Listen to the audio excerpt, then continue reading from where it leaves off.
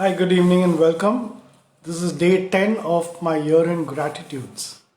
Thanks for coming back. Thanks for watching.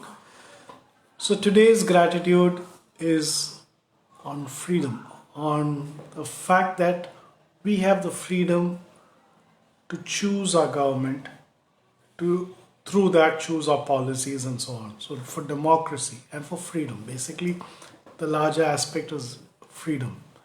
So, look at countries where you don't have freedom and then you see the stark contrast. And today there is a discussion about whether we are becoming more, dictatorial or fascist country. I mean, there are some people who talk, who would, have that opinion. But the fact is, in election, there is a possibility to make changes. Look at what happened in the USA. Okay, so what looked bleak in just one election, it changes. And it happens in states, it happens in countries, it happens in foreign countries. And we in India do have the freedom. I mean, we can debate this about saying that, we don't have an educated electorate and this and that and so on. But the fact is, we can wield change using the vote. So and we have the freedom to voice our opinion. You're not jailed for it immediately, as in a dictatorial country. So freedom is something that we take for granted, and which is why we are able to crib and rant and post against policies that we don't like of the current government or whatever.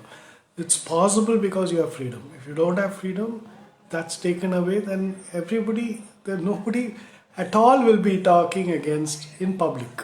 All right. So we need to.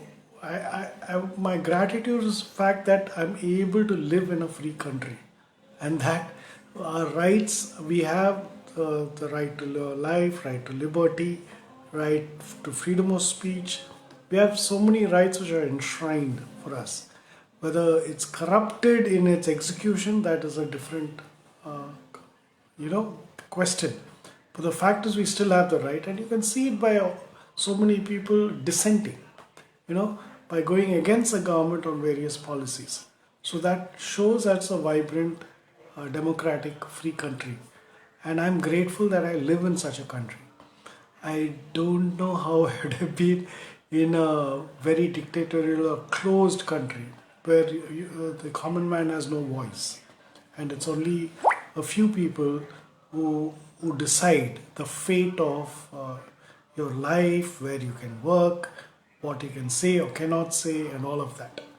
So, my gratitude is for freedom of speech, freedom to have a democratically elected government. We are still enjoying it. So, my gratitude to God for this.